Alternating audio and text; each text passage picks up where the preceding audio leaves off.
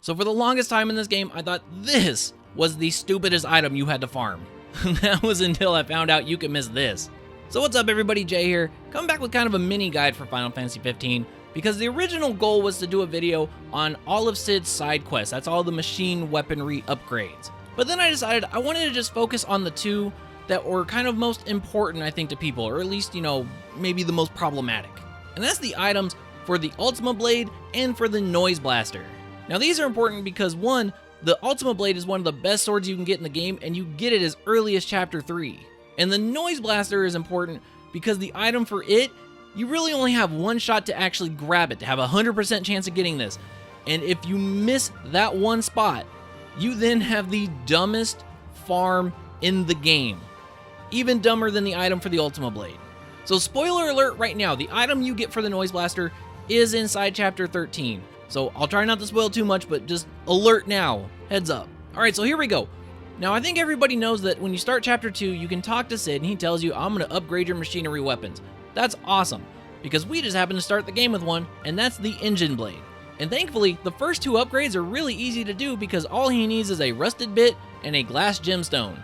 Sadly, the third upgrade is a little more uncommon, and that's because he needs a sturdy Helixhorn. But thankfully, Chapter 3 helps us out big time.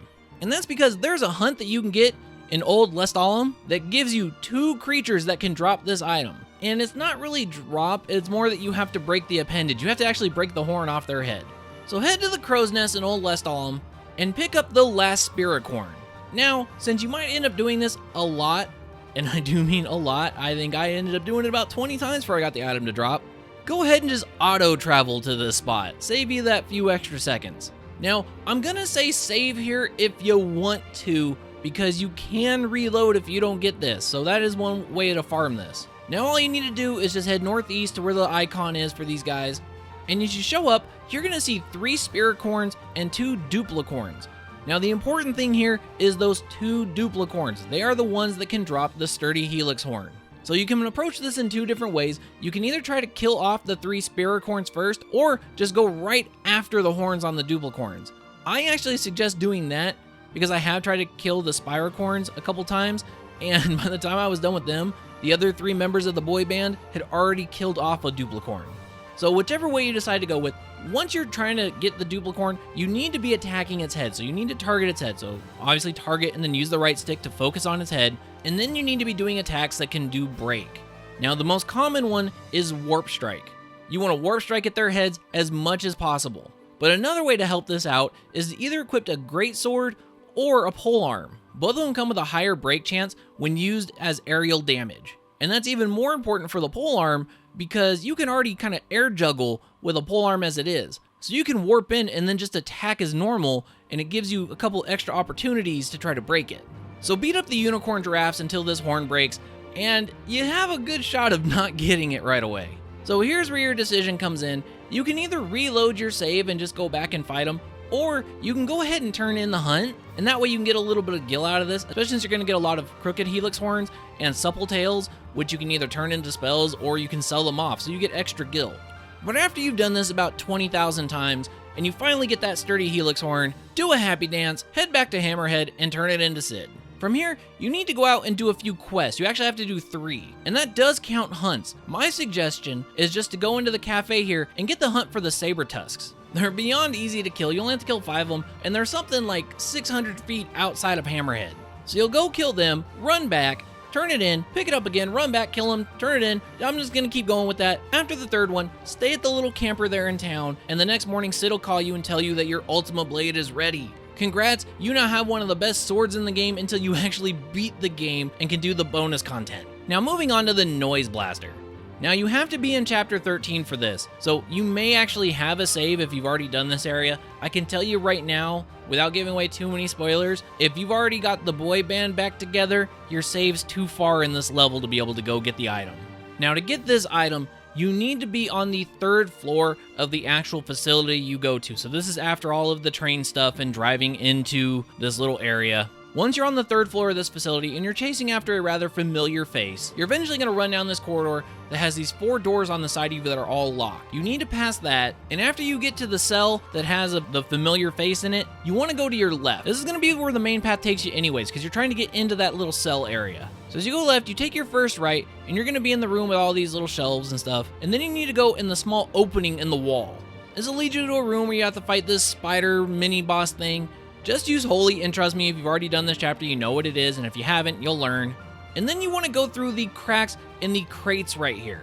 That'll lead you into the room with that chair and this dead soldier. Look, no major spoilers. And then use the machine to upgrade your keycard. Once you've done this, you now have access to those 4 doors. So as you're walking back, go into the 2nd door on your left. You're going to see a blue shiny on the floor right in front of the green box in front of you. This is your Magnetron. And if you do not get the item right here, if you move on with the story, if you go another 2 floors up in this facility, I believe it is, you do not have the chance to come back and grab this item.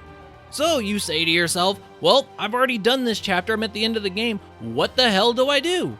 Fortunately, you are able to get this item again, but now prepare for the dumbest farm you are going to have to do. So once you're done in this facility and you have the ability to jump back and forth through time again using Umbra, you're going to want to head to past Lucia. Now, what you need to do is go find a spot where you're going to get the Niflheim soldiers dropping in on you. And I suggest maybe doing this somewhere close to a campsite, just in case you get to nightfall and you want to go rest or go get some food buffs or something. There's a small crater right by Kothis, the disc, right by the parking spot there, that works really well for this. You stand in the middle of that crater and you usually get these guys spawning on you. But once you've found whatever area you're going to go to where you get these guys dropping in, you need to kill them and then wait. After about a minute or so, another dropship will come in and you need to kill those guys and wait. And you're going to do this over and over and over again. And what you are doing is killing these guys until one of those dropships drops one of the 3 big mech robots. And unfortunately, the Magnetron only drops from one of these 3, so you need, once again, the luck of the dice to be in your favor, that you get the correct one to show up. One of them can be the MA Velis BIS, I believe it is called. This is not the one you want. He's going to drop with about 4 soldiers. If it drops with some soldiers, that's not the one you want. If you're doing this after the main game, you might get this Angelus one to drop, which is a pain in the butt to kill. That's not the one you want. The one you were looking for is the Hoppelmachus.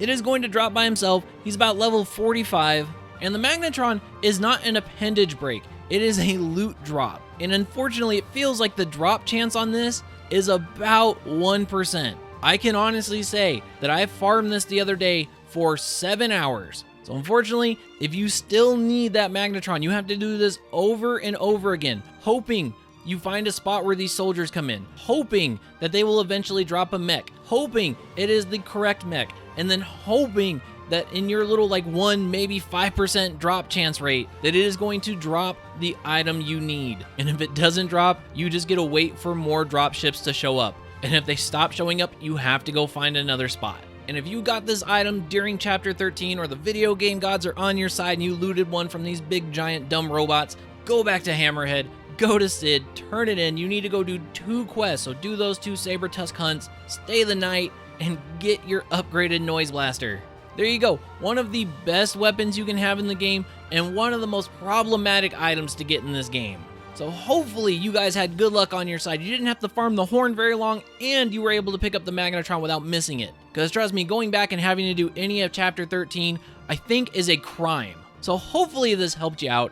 If it did, leave a like, maybe subscribe. And actually, I'm going to ask for a change. Leave a comment down below if you guys want to see the full guide to all of Sid's questline. It would be kind of long because there's 12 items in total, and 2 of them can be upgraded multiple times. But if you want to see that guide, I'll go ahead and finish putting it together for you guys. I'll have more Final Fantasy 15 videos coming out here shortly, more gameplay videos from whatever the hell else I play. So I hope you stay tuned, but until then, I will see you in the next one. Later.